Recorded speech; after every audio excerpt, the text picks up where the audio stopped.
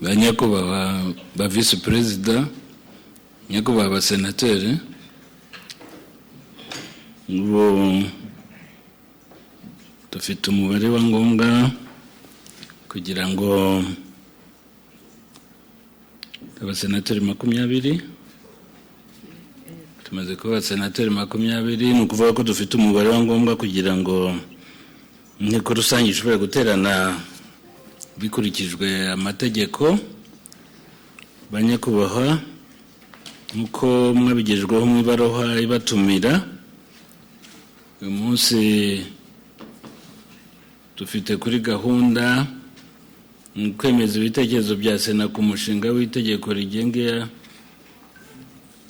ingengo y'imari ya Leta y'umwaka w'ibihumbi 2022 na 2023 no kwemeza inyandiko zivunaguye z'inama z'Inteko Rusange ya Sena yo ku matariki mubona hariya kuri screen akurikira. Ariko banyakubahwa, nkuko ingingo ya 52 y'itegeko ngenga rigena imikorere ya Sena biteganya, umusenateri wari wese afite ububasha bwo kwandikira perezida wa Sena asaba ko biri ku murongo w'ibyigwa bihinduka. Ni muri urwo rwego senateri Havugimana Emmanuel yatwandikiye asaba yuko biri ku murongo w'ibyigwa kuri gahunda y'uyu munsi bihinduka, kugira ngo agire ingingo ageza ku Nteko Rusange. Banyakubahwa rero, nibutse iyo ngingo ya 52 ivuga yuko umusenateri wese ashobora gusaba guhindura ibiri ku murongo w'ibyigwa, bisabwa mu ibaruwa yandikirwa perezida wa Sena nibura amasaha 5 mbere yuko inama iterana, nawe akabimenyesha abasenateri akoresheje inyandiko n'ubundi buryo bunyuranye bw'itumanaho. Icyemezo gifatwa binyuze mu bwiganze burunduye bw'amajwi y'abasenateri bahari. Mu gihe byemejwe kandi ikibazo cyihutirwa, Inteko Rusange ihita igisuzuma. Iyi Inteko Rusange isanze ikibazo igejejweho gifite ishingiro ariko kitihutirwa, igena igihe kizigirwa. Banyakubahwa rero, twabagejeho dukoresheje email zanyu kopi y'inyandiko twagejejweho na Honorable Emmanuel Havugimana, nkuko maze kubabwira. Yari yabanje kutwoherereza message kuri akoresheje ikoranabuhanga, ariko tubinyuza no kuri email kuko ikoranabuhanga riremewe. Ntabwo ari ngombwa kwandika ibaruwa ngo batereho na kashe. Ngira ngo rero mwabibonye muri aka kanya, rero nkuko itegeko ingingo maze kubabwira ibiteganya, twaha ijambo Honorable akaza mu mwanya wabugenewe akatugezaho ingingo yashakaga ku Inteko Rusange isuzuma. Nyakubahwa Havugimana, ijambo ni iryanyu.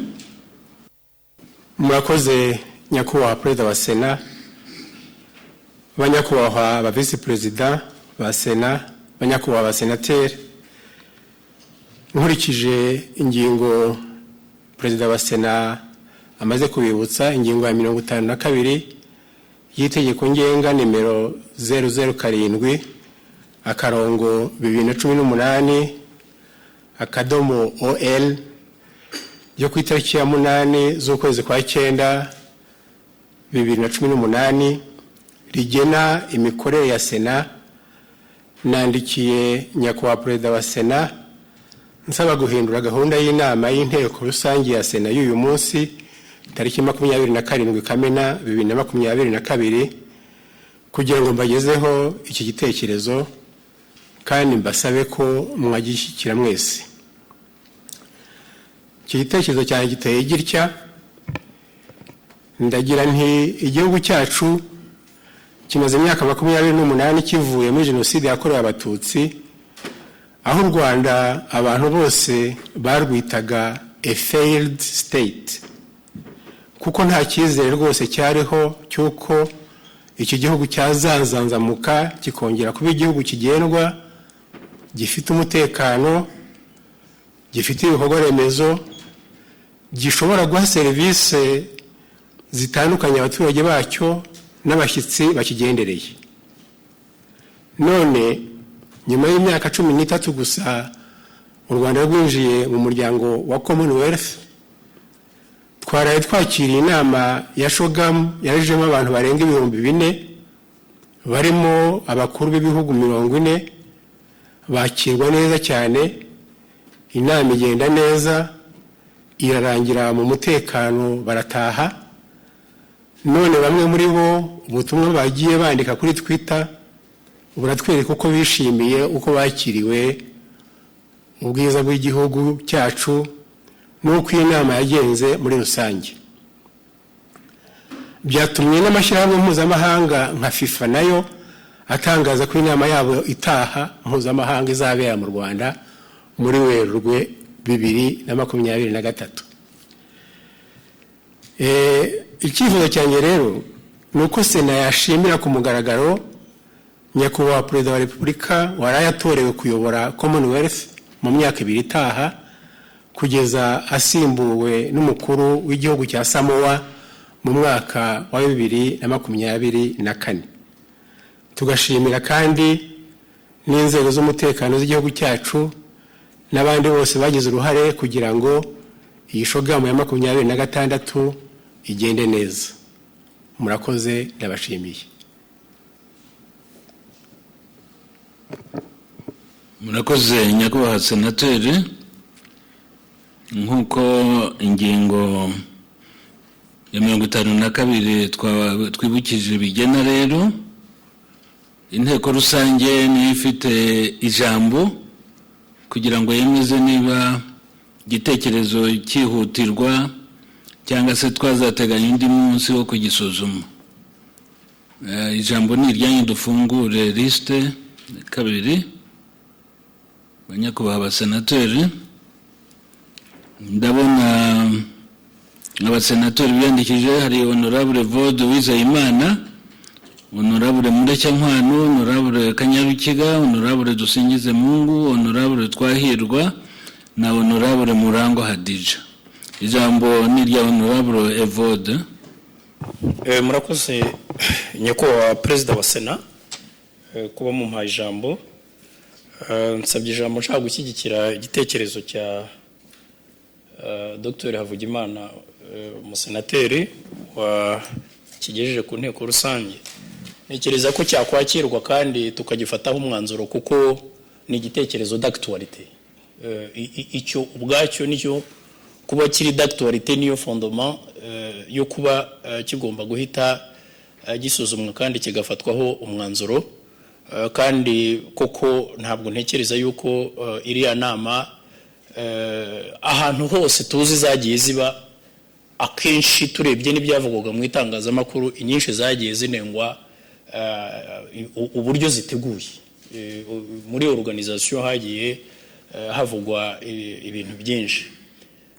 Ni n'ikintu cyo kwishimira nk'abantu bahagarariye n'abaturage, kuko u Rwanda abantu kugeza n'inama irimo hari abantu bari bagitega iminsi u Rwanda bumva ko iyo nama itanashoboka. Kugeza inama irimo kuva ku munsi wa mbere yatangiye, hari abari bagishakisha utuntu turi aho ngaho. Ngira ngo n'umukuru w'igihugu muri press conference soza inama, ngira ngo hari n'icyo yabivuzeho. Ngatekereza yuko rero ubu ngubu dufite igihugu dukwiye kwishimira kuba turi abanyarwanda, dukwiye kwishimira no kuba tugituyemo, no kuba dufite ubuyobozi buri strong. Nako navuga, kuko ibintu byinshi abantu bajyaga bavuga, hari abayobozi benshi b'ibihugu bikomeye ku isi babisomaga nabo mu itangazamakuru, ariko ngira ngo ubu uko bazi u Rwanda nyuma ya cogamu bitandukanye nuko baje baruza. Ndumva observation nashaka gukora ari izo ngizo, ariko nkwibaza ko kuba igitekerezo kiri d'actualité ubwabyo bihagije mu buryo buri irreversible kugira ngo inteko rusange y'uyu munsi ifate umwanzuro kuri iki gitekerezo. Murakoze. Murakoze nyakubahwa. Ijambo rikurikira ni rya honorable Murecyantwano. Murakoze nyakubahwa perezida wa Sena kumpa ijambo. Nanjye mu by'ukuri nsabye ijambo ngira ngo nshyikire igitekerezo cya honorable Havugimana Emmanuel. Mu by'ukuri kuba nk'abahagarariye abaturage nk'abasenateri twarere ibyiza byavuye muri COGAM, ukuntu inama yateguwe, ukuntu inama yayobowe, noneho n'ukuntu n'abayigize barebye kure bagahitamo ko nyakubahwa perezida wa Repubulika y'u Rwanda nyakubahwa Paul Kagame yayobora Commonwealth mu gihe cy'imyaka 2. Nanjye numva tutabiceceka, ntabwo twabiceceka kuko ufite agaciro gakomeye.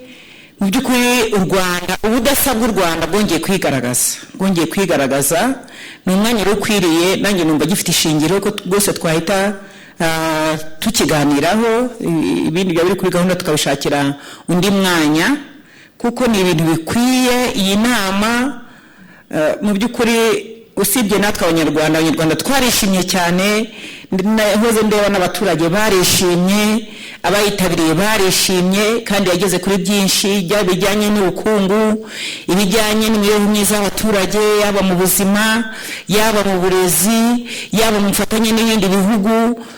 Yewe nabonye banaganira no ku by'umutekano bagiye babikomozaho, ubufatanye muri byose. Numva rero rwose bikwiye ko nk'abasenateri twashimira cyane nyakubahwa perezida wa Repubulika Paul Kagame, ubwitange, umuhati n'umurava n'urukundo rudasanzwe ayoborana iki gihugu, kuko ibyageraho ujya mu by'ukuri ari kuyobora gusumba udafite urukundo rw'abayoboye ntabwo byakunda. N'ubudasa bw'u Rwanda rero mu bikorwa byose, ko inama yateguwe, uko yayobowe, uko yitabiriwe, uko abashyitsi bakiriwe, amagambo bagiye bavuga agaragaza gushima, nk'uko nabwo yarabivuze nyuma y'imyaka 13 gusa u Rwanda rugiye muri Commonwealth. Numva ari byo kwishimirwa. Murakoze. Murakoze nyakubahwa senateri. Ijambo rikurikira ni rya honorable Fremu Kanyarukiga. Ndabashimiye nyakubahwa perezida wa Sena. Nanjye ndifatanya na bagenzi banjye bamaze kuvuga. Ndashimira cyane na honorable Emmanuel wagize iki gitekerezo no kukitugezaho. Nshyigikiye iki gitekerezo kuko nkuko bagenzi banjye babivuze, gifite ishingiro kubera impamvu bavuze, ariko nkavuga ko gifite n'ubwihutirwe kuko igihe ni gito, n'ejo gusa iyi nama yarangiye.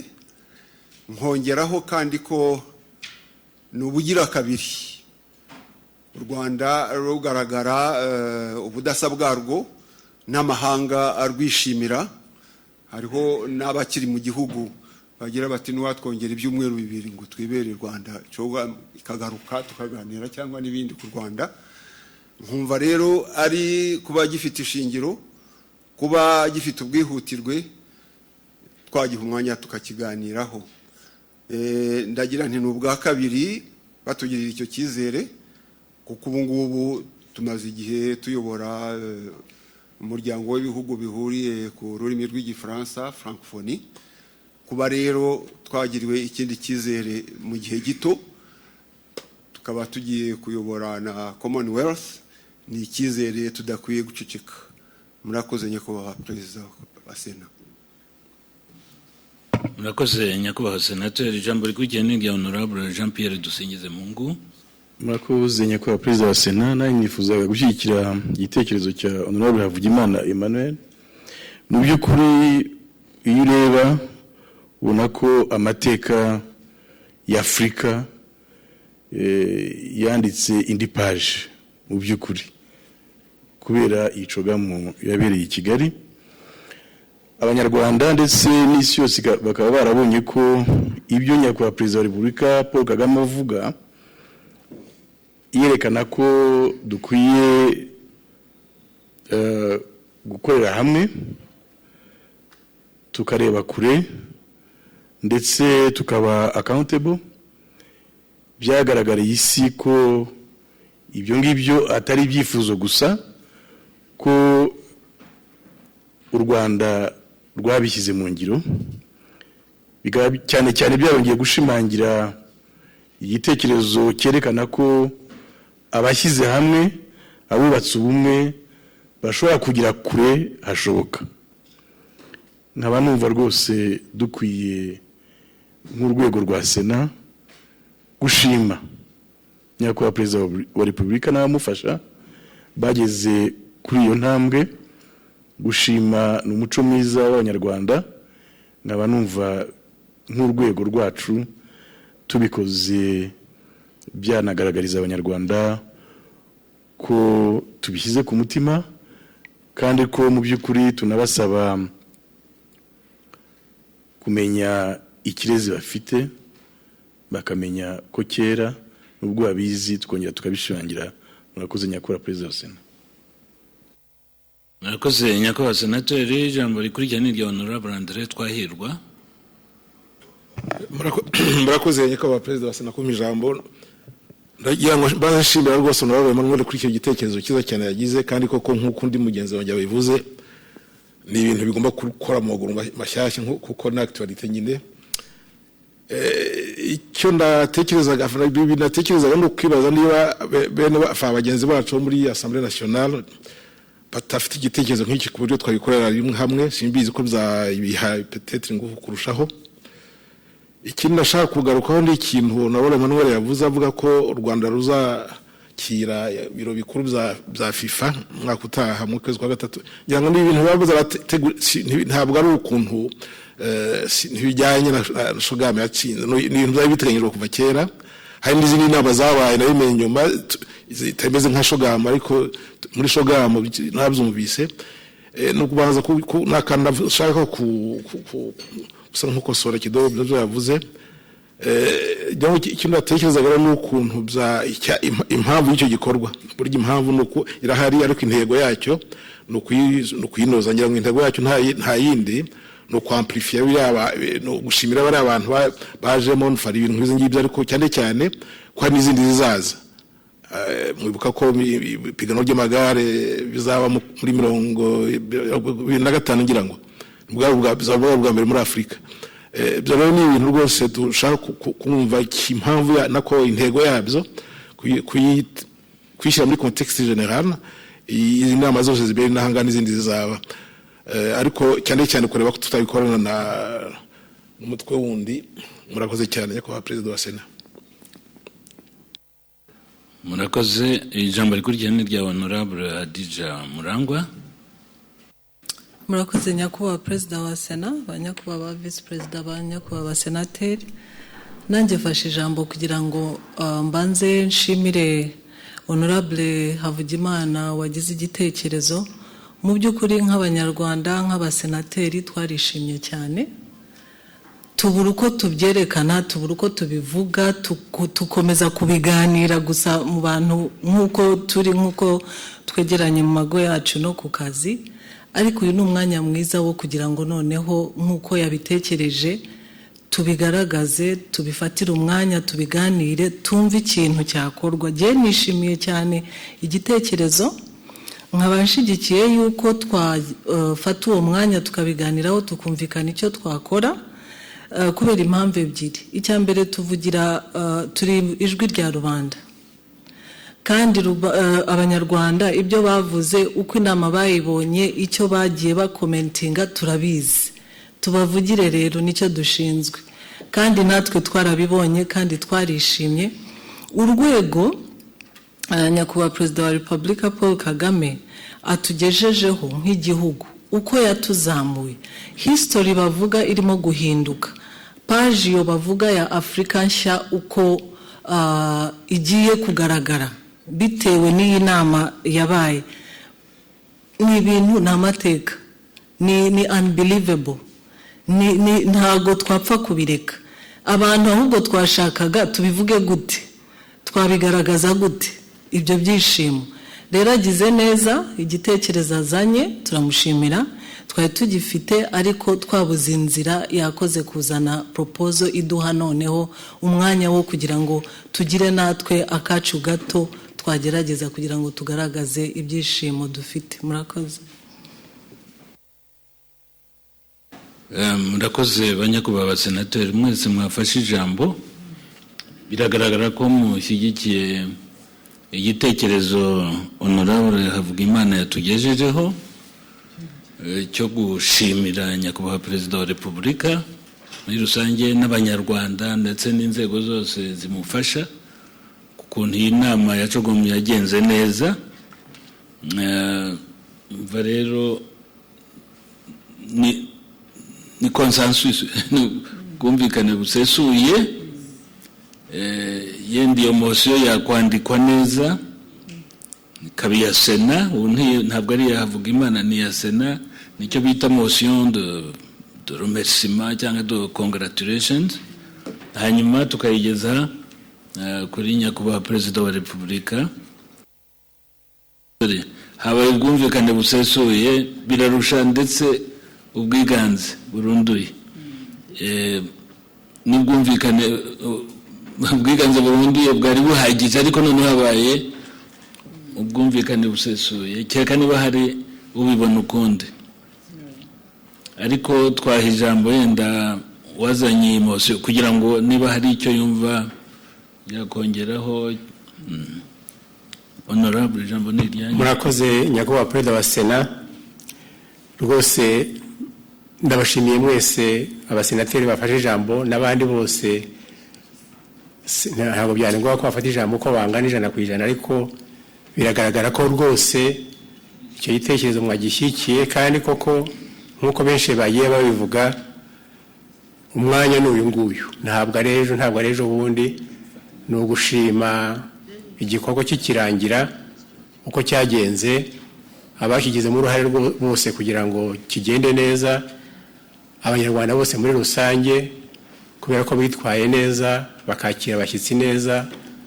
Amakuru atugeraho yose ntabwo turumva hari umushyitsi winubira yuko yaba hari icyo yabuze, yaba yarabuze telefone ye. Nigeze kubivuga mu kindi kiganiro natanze kuri televiziyo, mvuga ni nyabuna muzitonde mumenye uko mufata abashyitsi ntibazagende batuvuga nabi. None nishimiye rwose ko kugeza ubu bose bavuga bati ahubwo uwaduha kugira ngo tugaruke. Ibyo nagiye mbona kuri Twitter zabo bashyitsi biragaragaza ko bishimiye uko bakiriwe. Ubwo rero nta rindi jambo rirerire mfite, ndumva twareba ukuntu mu magambo meza twakoresha tukagira umwanzuro wa Sena uzashyikirizwa nyakubahwa perezida wa repubulika wo gushima uko inama yateguwe n'uko yagenze muri rusange. Murakoze. Murakoze nyakubahwa senateri. Inteko rusange ikurikiza amategeko ingengo ku yindi, igika ku kindi. Banyibutsaga ko mu gihe byemejwe kandi ikibazo cyihutirwa inteko rusange ihita igisuzuma. Mu by'ukuri habaye kugisuzuma no kwemeza ko cyihutirwa, ariko ntawe tunigana ijambo. Wakumva hari n'ukundi yabibona, ariko abantu bari bamaze kugaragaza ko ikibazo cyumvikana kandi cyihutirwa, ariko no mu ireme ryacyo ngira ngo kereka ushaka kugira ubugororangingo akora ku byo batanze, ariko ni imyandikire. Gushima ni ugushima, mu buryo byakwandikwa yenda twabishinga abantu. Niba rero mubyemeye twafata uwo mwanzuro, inteko rusange yemeye ubwihutirwe kandi n'igitekerezo nacyo iracyemeye. Hanyuma kuko iryo shimwe rize kwandikwa turyoherereze warigenewe. Ngira ngo rero mbashimire, dushimire na senateri watuzaniye icyo gitekerezo, murabona ko cyari ingirakamaro. Hanyuma kubera ko tugifite igihe dushobora no gusuzuma n'izindi ngingo zari kuri gahunda. nyakubahwa senateri basubira mu mwanya wawe. Murakoze ngo ababishinzwe inyandiko barayinoza bafatanyije na senateri. Banyakubahwa ba visi perezida, banyakubahwa ba senateri, nk'uko nari nabyibukije dutangiriye inama kuri gahunda dufite kwemeza ibitekerezo bya Sena ku mushinga w'itegeko rigena ingengo y'imari ya leta y'umwaka w'ibihumbi 2022-2023. Nabyo ni ibitekerezo byihutirwa kuko ingengo y'imari igomba kwemezwa bitarenze ku itariki ya 29, kandi ibitekerezo bya Sena bikaba ari ngombwa ko bibamo biteganywa n'itegeko nshinga. Nkagira ngo rero muri aka kanya dutumire kandi tunashimira komisiyo y'iterambere ry'ubukungu n'imari yaduteguriye ibyo bitekerezo. Twasaba rero biro ya komisiyo ikaza mu mwanya wabugenewe kugira ngo tugizeho raporo. Perezida wa komisiyo, ijambo ni iryanyu. Murakoze nyakubahwa perezida wa Sena, nagira ngo mutwemereye twasaba abari kuri service technique kugira ngo batugezeho PowerPoint two twayiteguye kugira ngo tubibagezeho. Murakoze nyakubahwa perezida wa Sena. Nyakubahwa perezida wa Sena, nyakubahwa vice perezida, nyakubahwa senateri,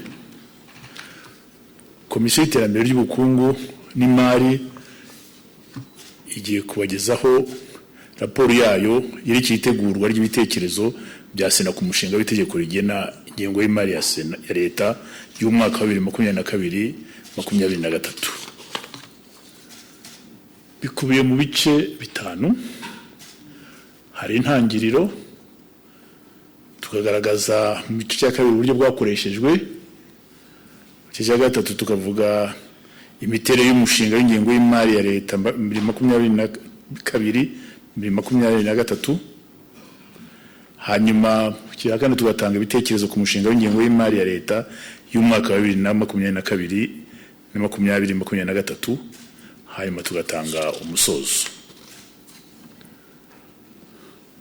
Kwa perezida nyakubahwa vice perezida, turabyibuka twese kuri 23 z'ukwa gatandatu 2022 ariko wa kane w'icyumweru gishize, nyakubahwa minisitiri w'imari n'igenamigambi yaje ku nteko ishinga amategeko imitwe yombi yateranye nk'uko biteganywa n'itegeko nshinga umushinga w'itegeko rigena ingengo y'imari ya leta.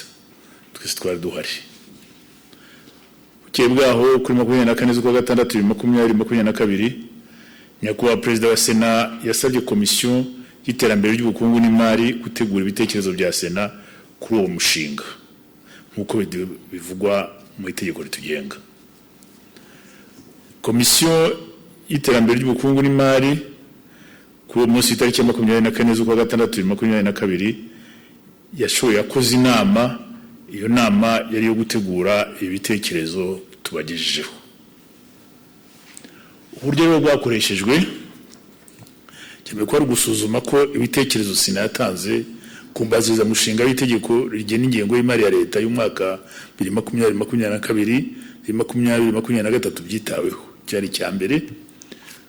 Icya kabiri ko ari gusuzuma ko isaranganywa ry'ingengo y'imari ya leta y'umwaka 2022-2023 byitaye ku bikorwa by'ingenzi biteganijwe muri gahunda ya guverinoma y'imyaka 7 yo kwihutisha iterambere NST1. Ibya gatatu ko ari gusuzuma ko isaranganya ry'ingengo y'imari rizafasha kwita ku mahame remezo ari mu ngingo ya 10 y'itegeko nshinga rya Repubulika y'u Rwanda ryo muri 2003 ryavuguruwe muri 2015. Itaburo igaragara hariya irerekana imiterere y'umushinga w'ingengo y'imari. Tubanze tuvuge yuko ingengo y'imari yose ari miliyari 4,658 n'ibice 4. Niyo ngengo y'imari yose yongereho amafaranga neza 200,000,000. Noneho rero uko biteye amafaranga ava imbere mu gihugu ni miliyari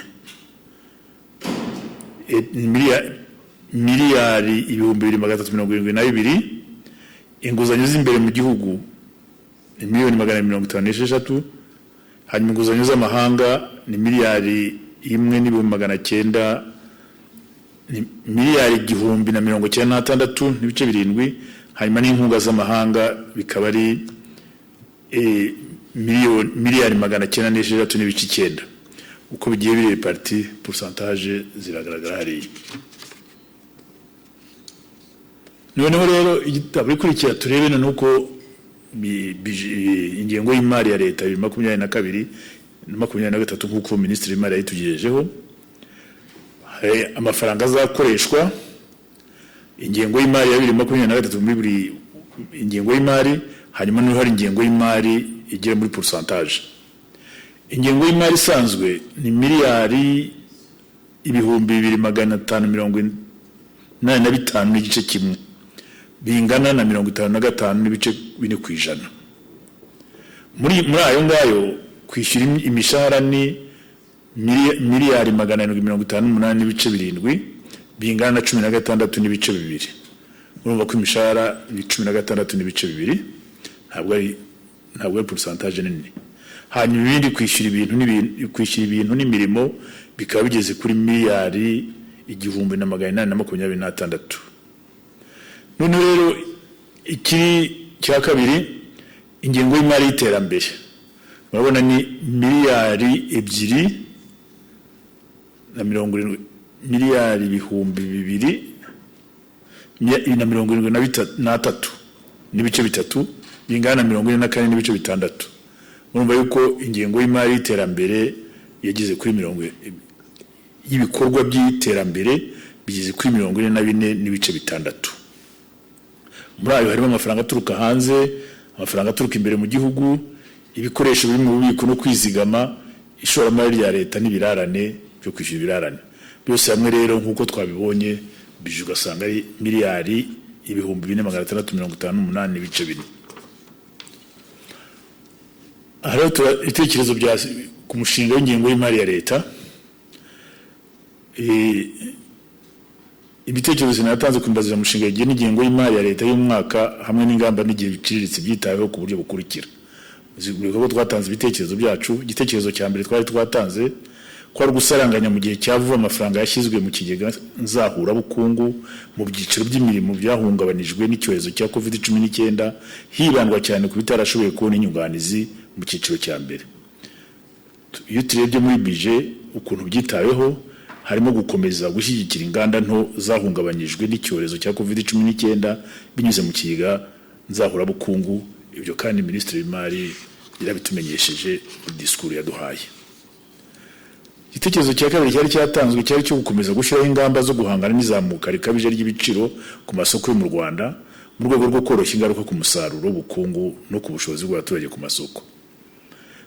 Uko gitagera ingamba zafashwe zo gukomeza kwitondera politiki y'ifaranga no gukurikirana hafi ibipimo by'ivunjisha, gukomeza gushyigikira uruhare rw'abikorera mu iterambere, kongera umusaruro w'ikorerwa mu gihugu nk'umusaruro w'inganda, ubuhinzi n'ubworozi. Ibyo ngibyo bikazafasha yuko biriya biciro biri ku masoko bigenda bigabanuka.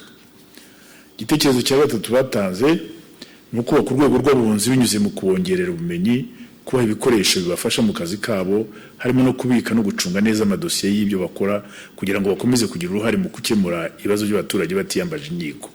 Cyitaweho guteka ko iyo turebye muri budget ingengo y'imari yagenewe urwego rw'abunzi yariyongera iva kuri miliyari 158 igera miliyoni 158,834 n'amafaranga 180.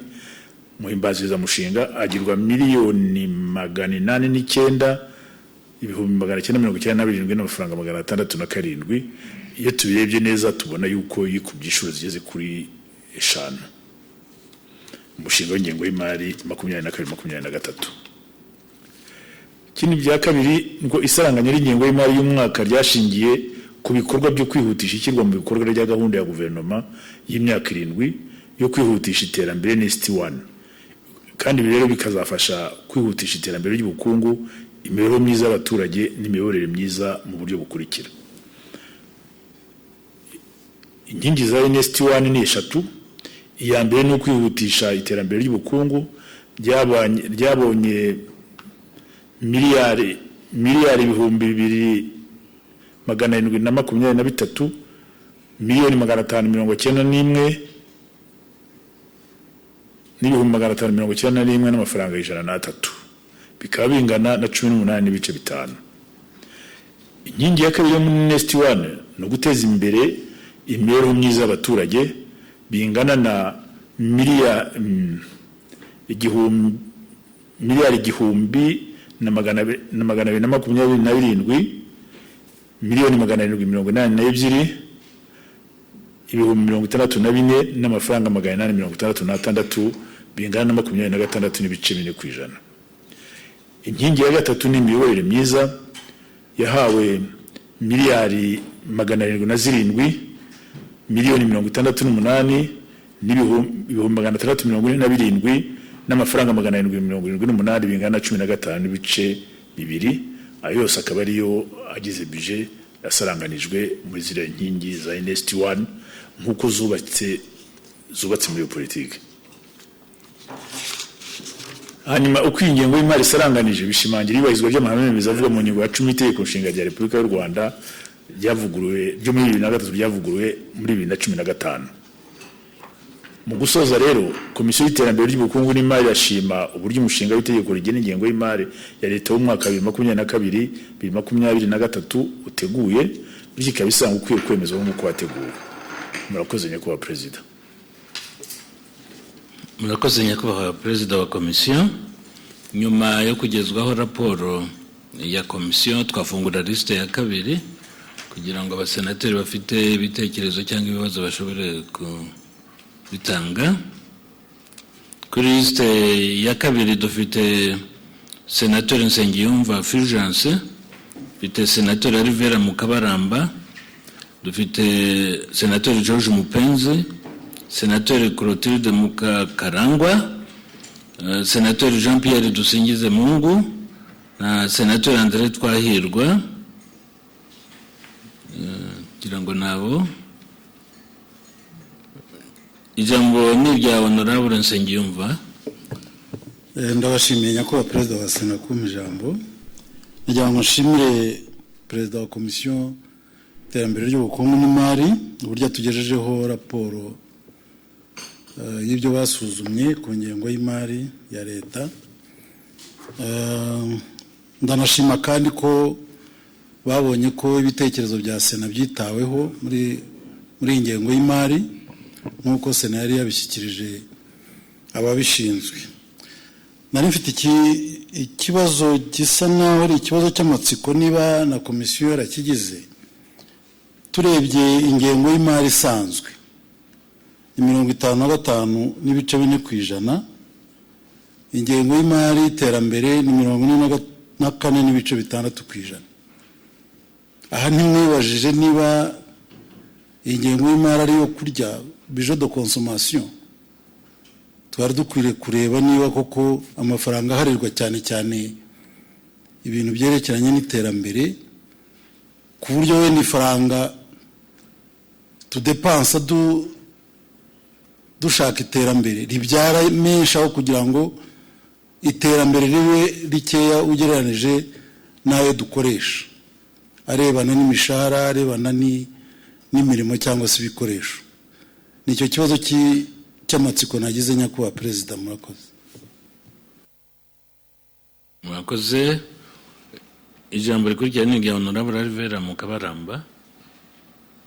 Murakoze nyakubahwa Perezida wa Sena kumpa ijambo. Mu by'ukuri nagira ngo nshimire nanjye Komisiyo y'Iterambere ry'Ubukungu uko yasesenguye uyu mushinga, atari umushinga pardon, umushinga w'itegeko rigenga, naringize ngo turacyari mu mbanzirizamushinga, sorry, uko yasesenguye umushinga w'itegeko rigenga ingengo y'imari ya Leta y'umwaka 2022-2023. Nshimire mu by'ukuri na Leta y'u Rwanda ko ibitekerezo twatanze ku mbanzirizamushinga nk'uko perezida wa komisiyo yabivuze byashoboye kwitabwaho. Nongere nk'uko yabivuze mu by'ukuri mu bitekerezo twari twatanze, nagira ngo nongereho ko umuntu agomba kongeraho amafaranga mu bikorwa byumvikana kandi bigaragaza n'ingengo y'imari yongeyeho. Ntanze urugero ku bijyanye n'ibyo perezida wa komisiyo yavuze, ikigega nzahurabukungu guverinoma yongeyeho miliyari 250 z'amafaranga y'u Rwanda yo gukomeza kuzahura ibikorwa by'ubukungu nk'uko yabivuze. Ubucuruzi n'ishoramari byari byarahungabanyijwe na COVID-19. Hanyuma ku bijyanye n'ingamba zo guhangana n'izamuka rikabije ry'ibiciro ku masoko yo mu Rwanda, naho hari ingamba zafashwe zigaragara, kuko hateganyijwe gahunda zigamije kubona ibicuruzwa ku yandi masoko afite ibyo dukeneye no kongera umusaruro w'ibitunganyirizwa mu Rwanda, ndetse kongera nkunganire ku giciro cy'ibikomoka kuri peteroli na nkunganire ku ifumbire. Ibyo byose bizafasha guhangana n'izamuka rikabije ry'ibiciro. Ku bijyanye no kongerera ubumenyi urwego rw'abunzi, ngengo yabivuze neza, yashyizeho n'amafaranga, mbona ko yikubye nk'inshuro 5 nk'uko yabivuze. Ariko mu by'ukuri nk'uko turi mu nteko ishinga amategeko, tugomba kureba ko uyu mushinga w'ingengo y'imari uzasubiza ibibazo abanyarwanda bafite, ariko tugomba kureba n'uko usubiza n'amahame remezo ngira ngo u Rwanda rwiyemeje gushingiraho, kandi ari nayo Sena ishinzwe kureba uko ashyirwa mu bikorwa. Numva ku bijyanye n'amahame remezo, Sena yasanze yaritaweho ku bipimo byayo bitandukanye, birimo nk'ibi bikurikira. Mu by'ukuri ku gipimo cy'ubumwe n'ubwiyunge bw'abanyarwanda no kurwanya ingengabitekerezo ya jenoside, hateganyijwe ingengo y'imari ingana na miliyari 11 na miliyoni 495. Kumva ko turi ku mahame remezo irya mbere ndetse n'irya kabiri. Igipimo cyerekeye kubaka ubushobozi bw'imitwe ya politiki cyabazirikanywe mu ngengo y'imari yagenewe imitwe ya politiki, imiryango itari iya leta, nishingiye ku myemerere ingana n'amafaranga angana na miliyari 1 na miliyoni 465. Murumva ko twashimira leta ko nayo ahangaha yahitayeho kugira ngo mu by'ukuri muzi ko Sena nayo ishinzwe kurebera n'iyi mitwe ya politiki, ariko kuba leta yayitayeho nabyo nibyo gushimirwa. Ku bipimo by'ireme ry'imibereho y'abaturage muri rusange, harimo ibipimo byerekeye ubuvuzi kuri bose, uburezi budaheza kandi bufite ireme bwagenewe n'amafaranga angana na 26.4% by'ingengo y'imari yose.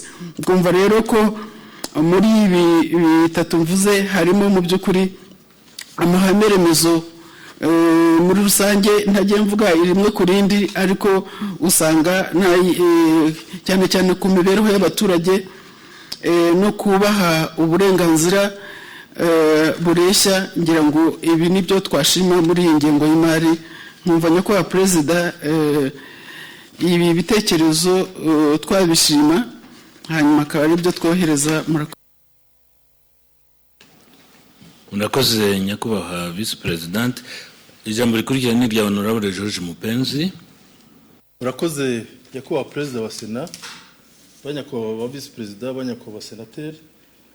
Nanjye ndashima cyane iyi ngengo y'imari kubera ukuntu yubahirije ririya hame ryo kwigira, kuko iyo umuntu asuzumye ibihe twari tuvuyemo, igihe cya COVID-19 cyazahaje ubukungu bwo ku isi, none ugasanga ingengo y'imari yingeraho miliyari 200 ni ikintu cyo kwishimira. Nagira ngo ariko by'umwihariko wenda njye mu bijyanye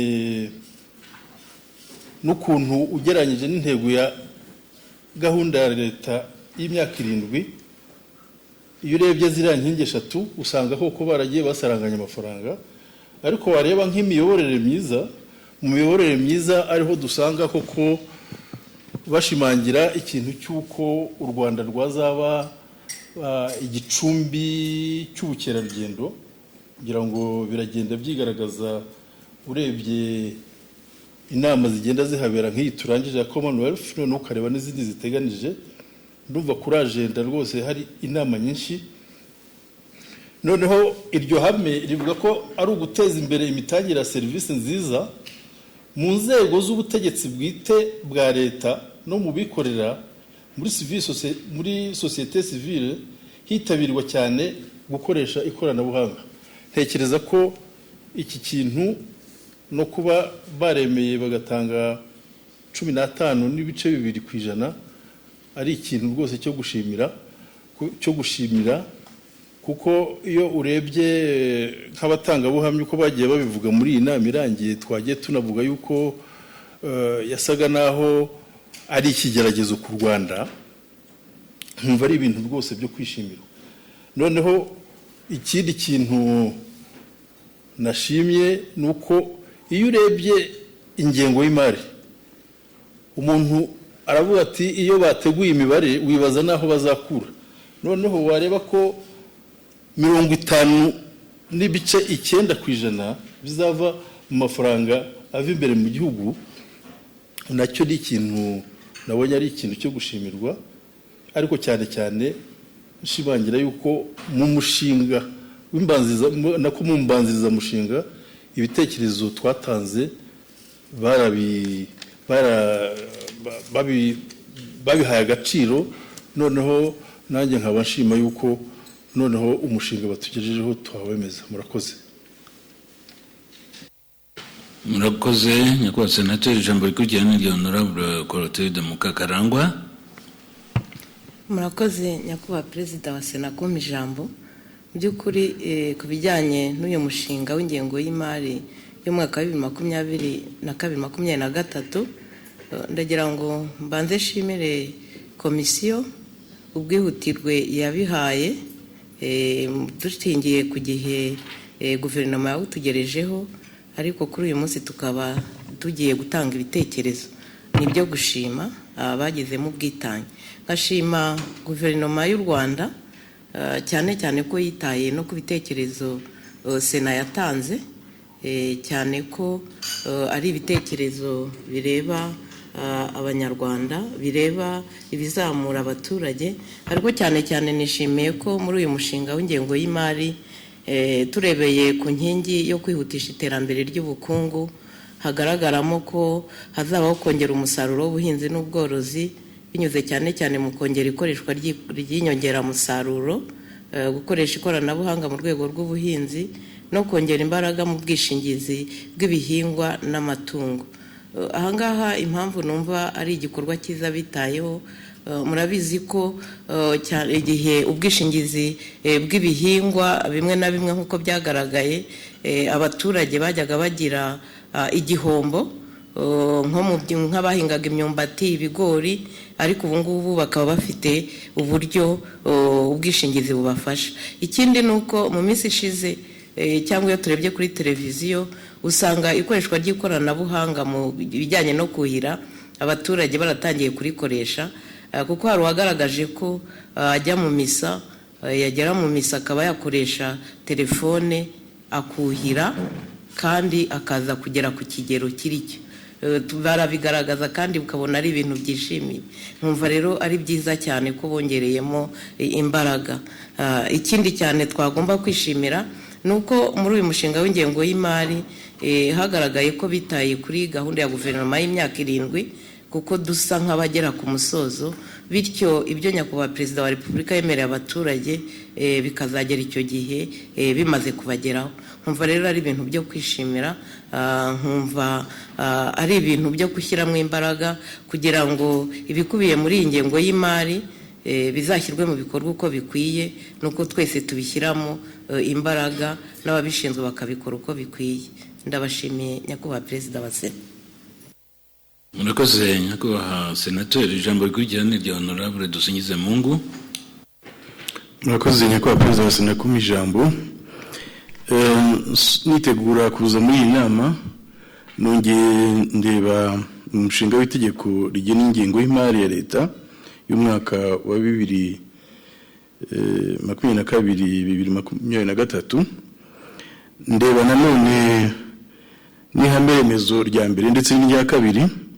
Irya mbere rivuga gukumira guhana icyaha cya jenoside, kurwanya ihakana n'ipfobya bya jenoside, kurandura burundu ingengabitekerezo ya jenoside n'ibyo igaragariramo byose. N'ihame rya kabiri risaba kurandura burundu ivangura bishingiye ku bwoko, akarere no gushyira imbere ubumwe bw'abanyarwanda. Ishingiye kuri ibyo ngibyo nagiye mu mibare igaragara muri umushinga w'itegeko, kandi nanone ishingira ku mpungenge bamwe mu banyarwanda bagaragaje igihe hari ibigo bimwe na bimwe byavanwagaho nka Seneje, Farge n'ibindi bigo byavuyeho, ariko inshingano zabyo zigashyirwa muri Minubumwe. Nagerageje kureba amafaranga yahawe iyo ministeri kugira ngo wenda umuntu abe yamara n'impungenge ababa bakizifite. Nsanga amafaranga yateganijwe mu by'ukuri ari amafaranga yatuma izi nshingano zari muri ibi bigo byavuyeho zagiye muri Minubumwe zizabona uburyo zishyirwa mu bikorwa. Hari amafaranga nabonye yarashyizwe muri National Unity, itorero no muri Civic Engagement, muri Research Policy Development, muri Historical Memory, Genocide Prevention, ndetse no muri Community Resilience harimo miliyari 11 n'andi asaga. Ngerageza kureba n'ingengo y'imari yahabwaga biriya bigo navugaga, nsanga mu by'ukuri amafaranga yaragiye ateganywa, ndetse nko kubirebana n'iyi Community Resilience umuntu yavuga ko hari amafaranga menshi azagira ibyo akora. Narebye no mu ngengo y'imari yagenewe uturere twose tw'u Rwanda, nsanga hari amafaranga yashyizwemo agaragara mu rwego rwo gufasha abacitse ku icumu. Nkaba mbona rero navuga nti iyi ngengo y'imari rwose izasubiza ibibazo abantu bibazaga, cyane cyane nari mvuze ibyo ngibyo ngira ngo mari impungenge bibazaga ko wenda hari ibitazashoboka. Ndabashimiye nyakubahwa perezida wa Sena. Murakoze nyakubahwa senateri, ijambo rikurikira ni rya honorable Twahirwa. Murakoze nyakubahwa perezida wa Sena kumpa ijambo. Nanjye rwose nishimiye ko ingengo y'imari iteye, ariko hari ikintu nabazaga na honorable Fulgence yahereyeho. Urebye ingano y'ingengo y'imari isanzwe n'ingengo y'imari y'iterambere, usanga kuko bisa ingengo y'imari y'iterambere iri munsi y'ingengo y'imari isanzwe. Icyo nabavugaga rero nuko nasaba kugira ngo nshime impungenge no kureba ukuntu byari bimeze mbere, uko bimeze ubu ngubu aho bigana, itandance ihari.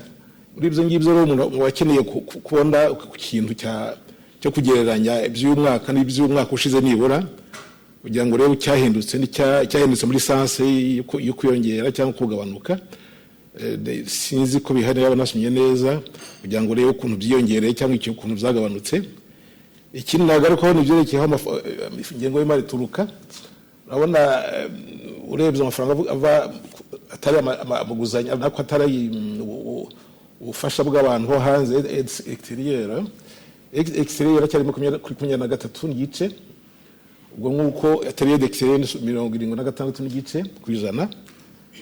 Iki nabazaga rero n'ukuntu nanone ukuntu byari bimeze umwaka ushize n'ukuntu byiyongereye cyangwa zagabanutse, kuko bitewe n'ikintu kimwe kandi mpora mfite impungenge uzi ko bigeze gutwara amafaranga abantu badufashaga b'ide exterior bakayakata ibihugu za ambasade zimwe na zimwe za Suède za Bongereza nyinshi cyane z'Iburayi baturega ko dufasha M23 murabizi muri 2010 ngira ngo yaba ntibagiwe kandi n'ubungubu ugasanga n'ababigira nubwo ntafite impungenge nyinshi ariko kandi ntizashize ko bashobora kuvuga gutyo bati sinzi rero cyakorwa n'icyo nabaza ko bishoboka kugira ngo uriya mubare w'amafaranga y'imfashanyo iva hanze ugabanuke.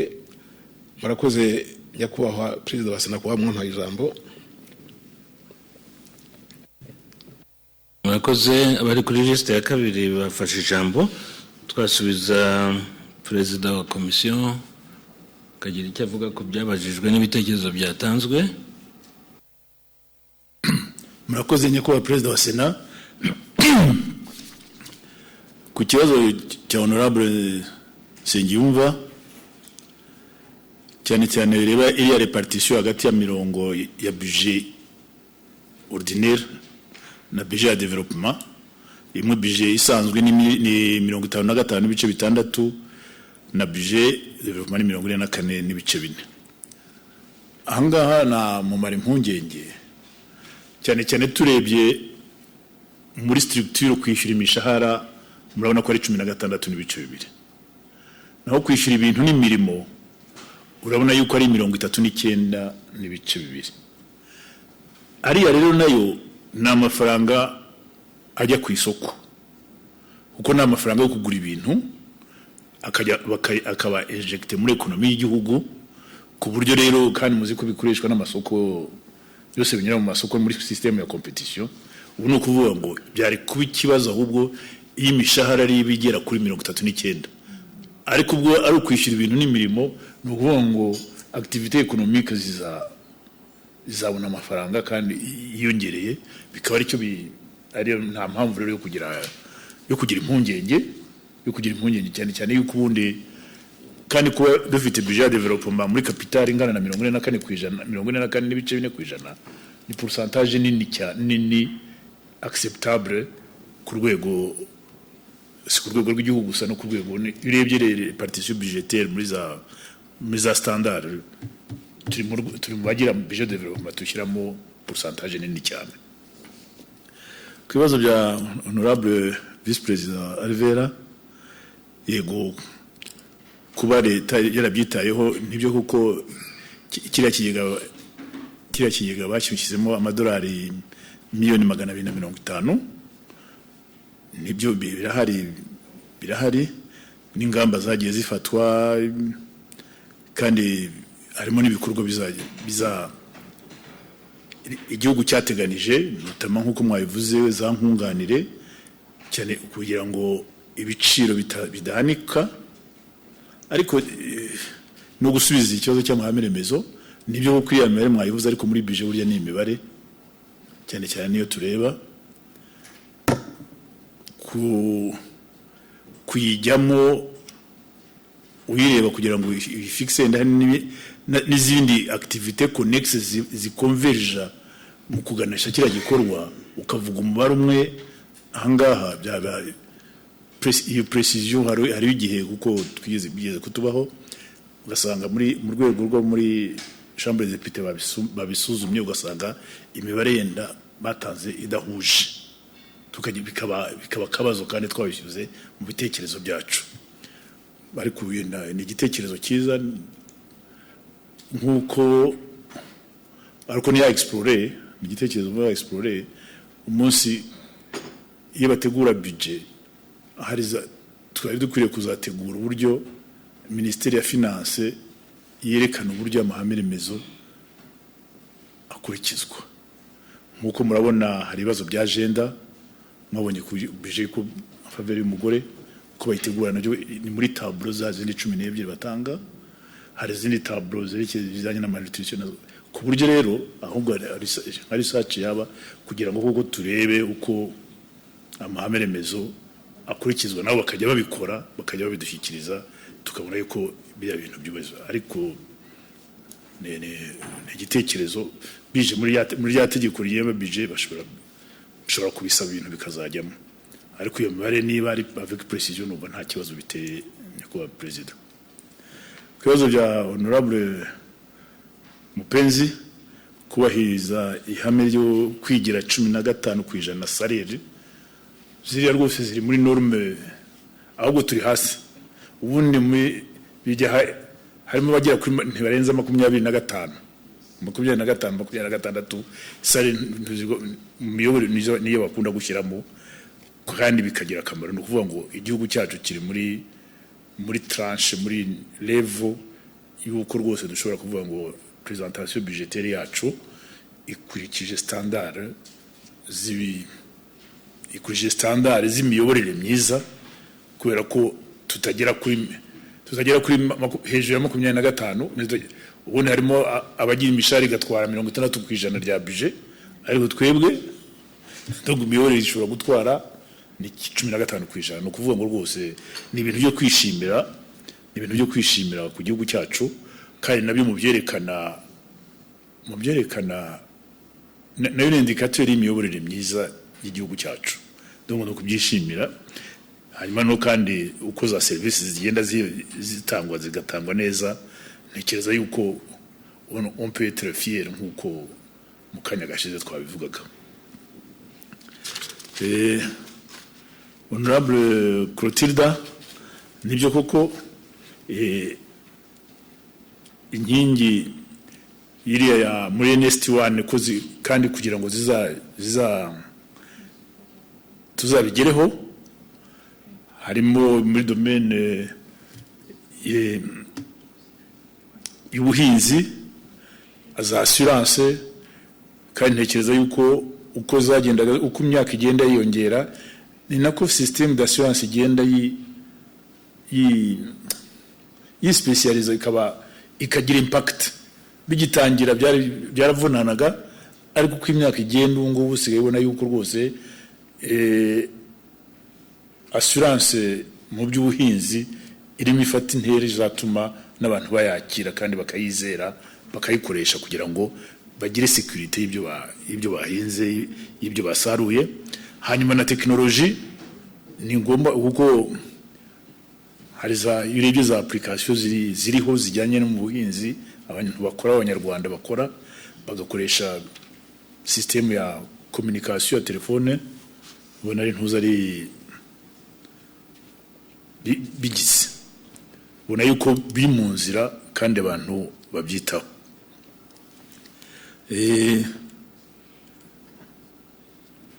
Kuri icyo bikashimira honorable dusingize mu ngo warebye no mu mibare agasanga ko bya bigo byavuyeho ari urwego rw'imiyoborere rwahindutse na stratégie d'approche, ariko en ce qui concerne les moyens ntabwo zagabanutse, ku izo service bakomeje kuziha ndetse basumbijeho. Ni ukuvuga ngo rero bijyanye n'ibijyanye na gukumira no gupfobya jenoside n'ibindi bijyanye na exclusion, ibyo bintu byose byitaweho muri budget, kandi ukurikije uko nabitubwiye nibyo niko bimeze.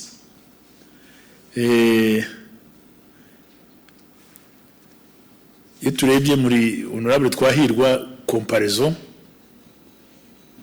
iyo turebye muri budget de développement umwaka ushize yari miliyari 1,655, ubu ni miliyari 1,862. Naho budget ordinaire ya miliyari 2,784, ubu yabaye miliyari 2,796. Ni ukuvuga ngo budget ya development yiyongereye cyane, naho budget recurrent yiyongereho hafi miliyari 20. Ni ukuvuga ngo ntabwo, donc ni ukuvuga ngo ni uko tugenda n'imyaka igenda yiyongera budget de development igenda igenda ariyo yiyongera kurusha budget ordinaire. Hanyuma noneho inguzanyo nazo zigenda zigabanuka nk'ubu ngubu muri uhereye kuri MTF muri 2022 inoza nyine inguzanyo izaba ari miliyari 1,169 umwaka utaha muri MTF barateganya yuko uzaba ari miliyari 1,099 hanyuma muri 2023-2024 ikazaba ari miliyari 952. Ni ukuvuga ngo nabyo biri muri trend niyo ngiyo irimo iragenda igabanuka ahubwo twiranforce twebwe. Nuko iyo niyo tendance nayivuze naho ngaho. Nkumva rero nabashimira nyakubahwa perezida, ariko ntarangiza mvuga yuko mukani nyakubahwa perezida yabivuze bije ugomba gusohoka mbere ya 30. Murumva n'ubwihutirwe nabwo niba harimo ka faiblesse nako twagasabira imbabazi yuko yenda kubera ubwihutirwe tutashoboye kuba twarabibonye kugira ngo tubishyiremo. Murakoze nyakubahwa perezida. Murakoze nyakubahwa perezida wa komisiyo. Twafungura liste ya gatatu.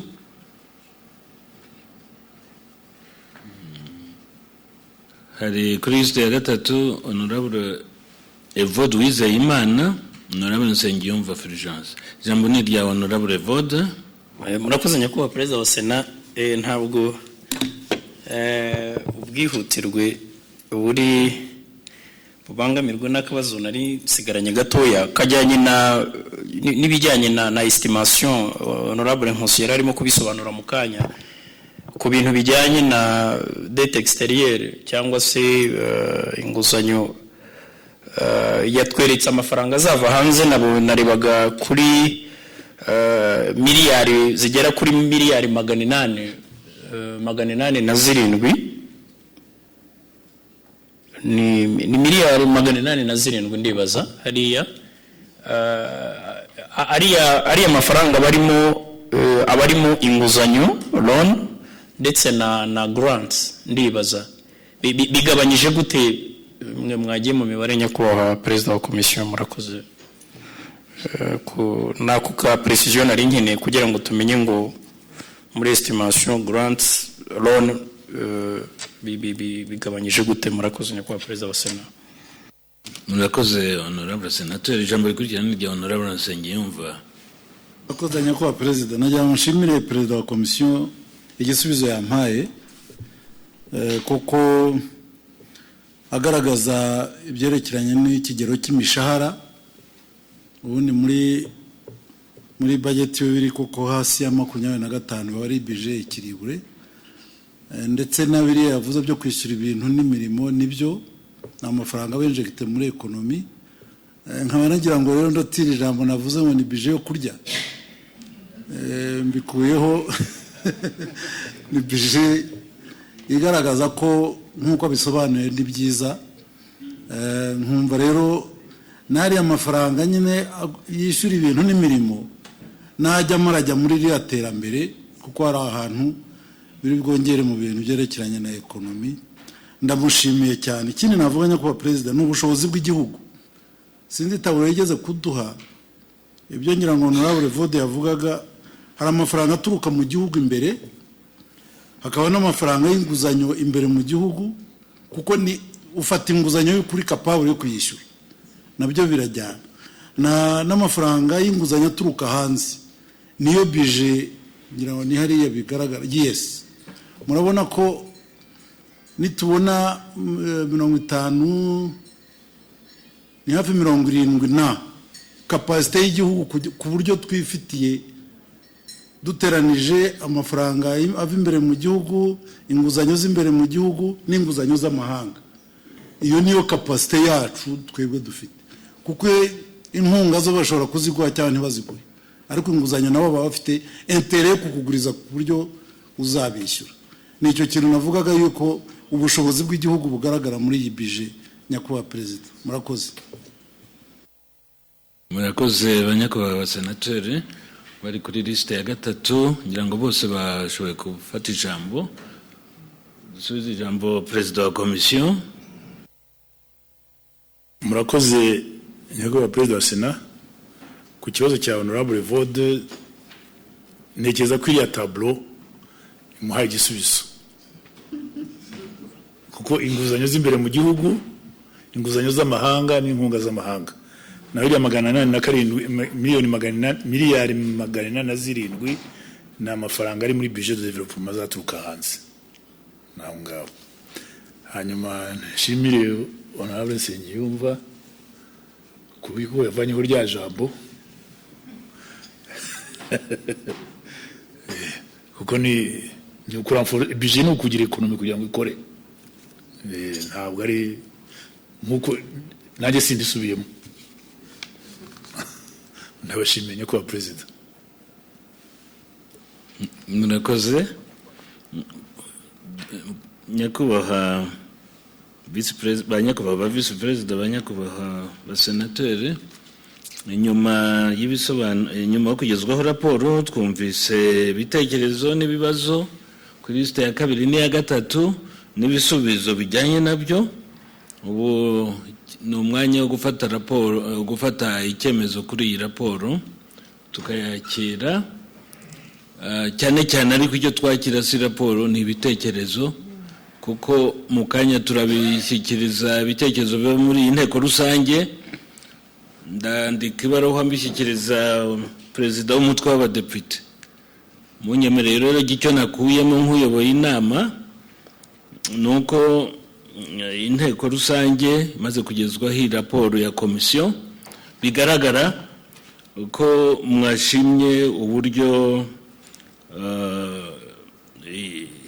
ingengo y'imari yateguwe, hitawe ku bitekerezo mwari mwaratanze ku mbanziramushinga, ndetse n'ingero zigeze kuri 3 ziratanga uburyo byitaweho. Ikindi nanone mwashimye nuko mu bijyanye n'amahame remezo Sena ishinzwe kwitaho ku buryo bw'umwihariko nabyo byagiye bigaragara uko ingengo y'imari izafasha igihugu kuyubahiriza. Honorable Dusingizemungu yerekanye ku buryo budasubirwaho kuntu impungenge abaturage bari bafite bavuga bati senerije yavuyeho, farije yavuyeho, ese ariko berekanye ko amafaranga yagenerwaga ibyo bigo nuba hari, kandi na perezida wa komisiyo yabigarutseho aho yatangirwaga niho hahindutse. Mwumva byari ibintu mwashimye kandi tugomba gushima. Ikindi nanone ntabwo twirengagiza ko Sena ishinzwe imitwe ya politike kugira ngo tuzayikureba n'ibikora nayo hari inkunga leta igenera, nabyo byagaragaye uko ndetse na za societe civile byagenewe inkunga ndetse yiyongereye. Nkumva rero n'imibereho y'abaturage mu bijyanye no kubafasha kubona amahirwe angana no kubona ibiteganywa muri iriya hame remezo twese tuzi y'imibereho myiza. Ibyo rero nibyo twashimye. Noneho tumaze kubishima ndumva kwemeza gushyigikira umwanzuro wa komisiyo. Niba muri d'accord umwanzuro turawushyigikira, umwanzuro wabo uri hariya. Komisiyo ubu noneho ntabwo ari komisiyo ni Sena, hariya handitse komisiyo turashyira inteko rusange ya Sena. Irashima uburyo umushinga w'itegeko rigenga ingengo wateguwe, dushingiye kuri biriya. Ariko mbere yuko ndangiza nagira ngo rwose nibutse abanyakubahwa, buri iyo dusabwa gutanga ibitekerezo bya Sena, ni ibitekerezo nyine bya Sena. Ni ukuvuga Sena uyu mushinga w'ingengo y'imari irawubona ite ikurikije inshingano zayo. Hari n'ibindi birimo tubona ariko yenda tutabyihariye n'abandi babireba, ariko cyane cyane by'umwihariko ngutera uburezera bw'ibanza tugomba kureba ibyo dushinzwe mbere na mbere niba koko byubahirizwa birimo, n'ibindi tukaba twabireba ariko ibyo tubazwa nta wundi uzabiturebera. Ikindi nanone banyakubahwa,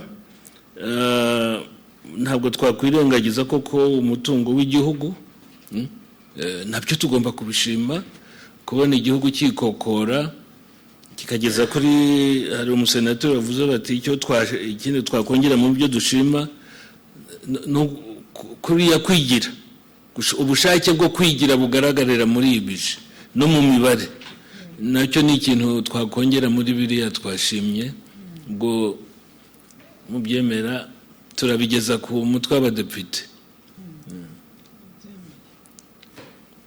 murabyemeye murakoze Sena rero yakiriye raporo ya komisiyo iranayishima kandi n'ibitekerezo byavuyemo n'abasenateri bagiye bagira ibindi bongeramo nabyo turabishyikiriza umutwe w'abadepite ku buryo uyu munsi barara babibonye ngira ngo mbashimire nyakubahwa perezida wa komisiyo na vice perezida mwasubira mu mwanya wanyu kuri gahunda y'uyu munsi hari kandi ingingo yo kwemeza ibitekerezo bya kwemeza inyandiko zivunaguye z'inama z'inteko rusange ya Sena ku matariki akurikira hariyo ku itariki ya 6 ukwezi kwa 6 hariyo ku itariki ya 8 ukwezi kwa 6 niyo ku itariki ya 9 ukwezi kwa 6 ndagira ngo duhere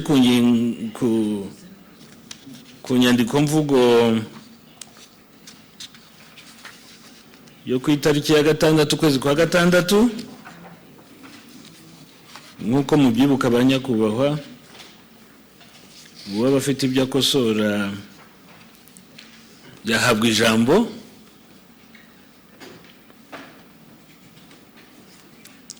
fungure liste ya kabiri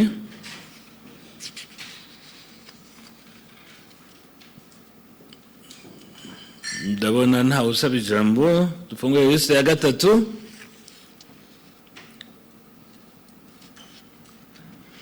ntawe inyandiko ivunaguye twayemera murakoze tujye ku nyandiko ivunaguye ikurikira ku itariki ya 8 dufungure liste ya kabiri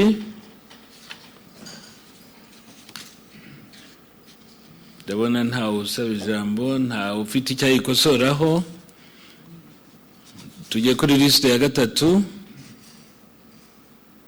naho ndabona honorable Lambert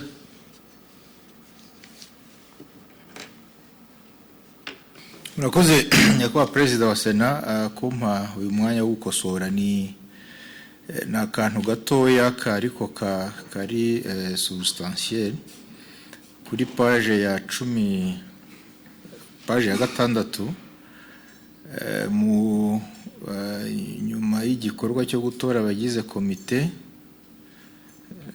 gutora biro za komisiyo zihoraho za Sena perezida yatangaje amazina y'abasenateri batowe nabonye ngira ngo nagakosa k'imyandikire banditse izina naba ariko rishobora wasoma iyi page atamenya uwari we kuri senateri Dusingize Mungu Jean Pierre izina rye baryanditse nabi numva ari akantu kakosorwa kugira ngo bigaragare neza ko ari we murakoze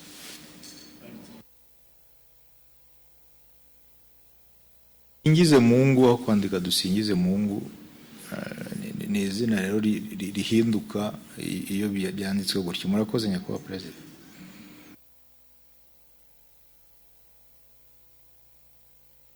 murakoze nyakubahwa senateri ni byiza kushishoza kuko umwuzukuru yazabaza uwo ari we bikamuyobera turabikosora ku ipaji ya 6 ndumva babinose tujye kuri liste ya 3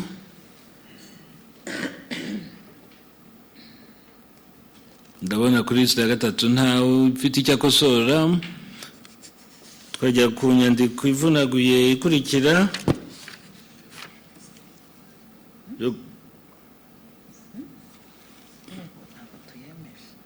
pardon nyuma yo gukosora iyi nyandiko ivunaguye ku itariki ya 8 turayemera Okay, murakoze. Tujye ku nyandiko ivunaguye ku itariki ya 9 kwezi kwa gatandatu, tufunge liste ya kabiri.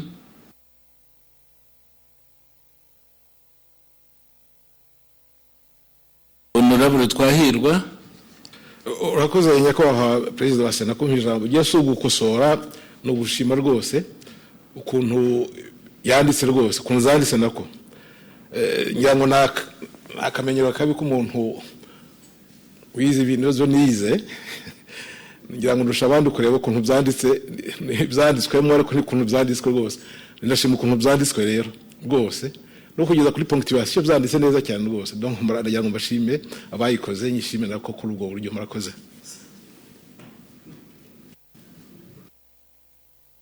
Murakoze cyane. Hari ubwo abantu babona nta usabye ijambo akagira ngo nuko yenda batabisomye. Nuko biba byanditse neza. Turashima rero bari bicaye hariya, buriya nicyo bashinzwe n'abicaye hano. Tubiboheza twabanje kureba. Murakoze gushima, ariko dufungure liste ya 3. Naho nta byanditse neza. Murakoze, turayemeje. Inyandiko mvugo rero turazemeje. Nagira ngo nongere mbashimire banyakubahwa ba vice president, banyakubahwa abasenateri. Ingingo zari kuri gahunda y'inama y'inteko rusange y'uyu munsi tumaze kuzisuzuma, ndetse n'iyo twongereweho. Twongere dushimire senateri nawe, nubwo yari yahinduye biri ku murongo w'ibyigwa ariko ntabwo yabihinduye nabi. Turabyubahiriza kandi n'ibyari byandi ku murongo nabyo turabyujuje. Nagira ngo nongere mbashimire. Inama y'uyu munsi rirangiriye aha. Mugire umugoroba mwiza.